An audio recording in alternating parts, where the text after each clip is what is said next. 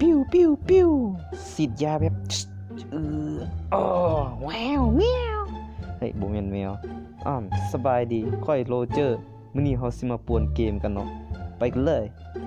จังหวะนี้ย่างมาพร้อมกับพ่อหนุ่มจอห์นสัน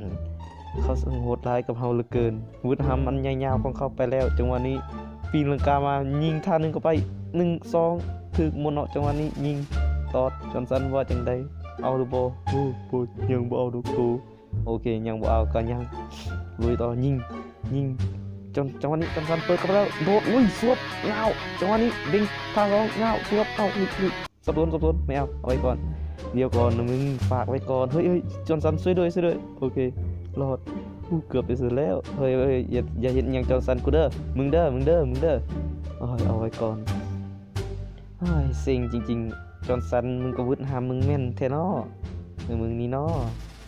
จังหวะนี้ดานสล็อตว่าจะได้ดานสล็อตโดดแปลงร่างสวบเบ่งพลังสวบเงาอินทาวเวอร์ในป้อมกูป้อมยิงสวยมากป้อมยิงป้อมยิงมึงสิคิดว่ามึงสล็อตบ่มึงเป๊ะเรียบร้อย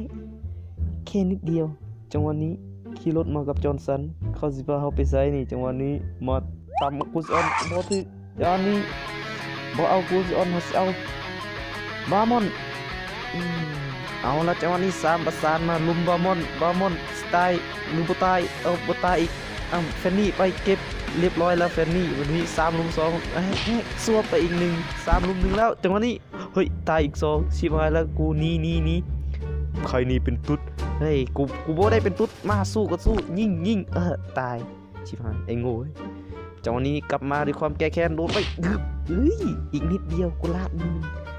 จังหวะนี้ซุ่มที่โดงสมุนไพรโดดสวบค่อยลานสล็อตว่าจังได้หนีไปแล้วจังหวะนี้มึงเด้อออกมาคันมึงแน่นะจังหวะนี้บ่มีเวียกเฮ็ดมาตีคลิปป่าส่วนคนที่อยู่ข้างล่างเฮาก็คือจอห์นสันเฮ้ยจอห์นสันอยู่นิ่งๆเอาขับรถเฮ้ยเปิดไปทากไปก่อนไปรถเอาเฮียกูเดินไปก็ได้จังหวะนี้พระเอกมาแล้วโดดสวบให้3 ลุม 1เฮ้ยชิบหาย4นี่วะไปดีกว่าเพื่อนเปิดมาทิศรอบล่างเข้าไปแล้วจังหวะนี้มันโดดมาเฮ้ยจอห์นสันซอยนี้จ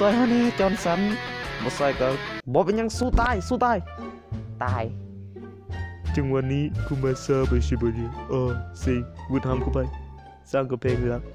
เจ้านี้ซุ่มที่โดนสมุนไปยิงท่านึงไปคูพร้อมกับปากของมาทิศจังหวะนี้นัวเนียกูซ้อนโดดเข้ามาตีลังกาโอ้โบเมนมันมาแล้วตีลังกาเข้าไปเบิดท่านึงเข้าไปท่า2สวบให้ลุมมันจังหวะนี้แค่2 ลุม 1กูบ่สนจังหวะนี้นับตีกูตายกูสนบมึงไอ้สัตว์แอซิดจังหวะนี้มาเคลียร์คลิปปลาเดี๋ยวอารมณ์เสียคาคุระมึงทำกับเฮาไปได้จังหวะนี้เรียบร้อยจอห์นนี่ซุ่มอยู่ในโรงสมุนไพรพร้อมกับดูดกัญชาสดชื่นพร้อมกับมาตีคลิปจังหวะนี้เริ่มเมาแล้วเริ่มเมาแล้วจอห์นสันมึงว่าจังไดจอห์นสันมึงอยู่ไสไปพากูไปด้วยโอเคไปมึงอย่าตามอีกเด้อเฮ้ยเลี้ยวซ้ายขวาตูมชิบหายกูบอกแล้วว่าอย่าชนจอห์นนี่จอห์นสันเฮาลากมันมา3 ตัวโดดสวบเข้าให้จังหวะนี้มึงตายบ่ตายกูก็หนีอีกครั้งหนึ่งจังหวะนี้คุกคิกตีขี้ปลาแม่งตีเฮ้ยรู้สึกว่าจะมีการปะทะเกิดขึ้นโดดยังมึงซุ่มอีกลานสล็อตมันมาแล้วจอห์นสันลุยจอห์นสันมึงสิเปิดได้ยังนั่นเอาหามวุดทำแม่มาหามมึงน่ะนั่นละจังหวะนี้ลานสล็อตมันยั่วเฮาเหลือเกินแต่ก็ยังจังหวะนี้คุกคิกโดดสวบให้คูมาทิศงาบอากาศจังหวะนี้คูอีกครั้งนึงก็ยังบ่มีเพื่อสวบตีคลิปปลาต่อจังหวะนี้จอห์นสันนี่แม่งก็สอบเฮาเหลือเกินเนาะจังหวะนี้มาทิศงาบไปแล้วจังหวะนี้แฟนนี่บินไปโดดสวบโดดในป้อมเนาะจังหวะนี้ในป้อมยิงไอ้เหี้ยตายกูชิบหายแล้วจอห์นสันฝากแก้แค้นให้ด้วย อู้นี่เลยมึงฆ่าหมูกูจังหวะนี้สวบได้สุดยอดตายกูตายตายจังหวะนี้เปิดทีมมาหลอดจานนี้สวบเขาให้หลอดมึงสิตายหรือบ่ตายหลอดมึงสิตายหรือบ่ตายมึงตายเถอะแน่ผ่านมา10 ปีแล้วนะโอเค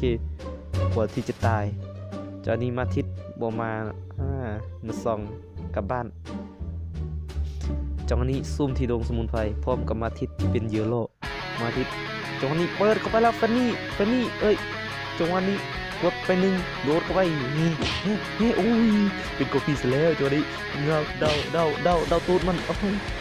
อีกตัวเดามันไอ้สัตว์แอซิด2ให้กีมันเสร็จยังได้อย่างนี้สวมวิญญาณคนจริงจังหวะนี้มีประเด็นเกือบไปแล้วเกือบไปแล้วกูซาเดิน4 ขาเลยจังหวะนี้มีการประทานเกิดขึ้นโอ้โหจบแบบงงถ้ามาคลิปนี้ก็อย่าลืมกดไลค์กดแชร์แอน Subscribe เพื่อเป็นกำลังใจให้เฮาแน่เด้อขอบใจ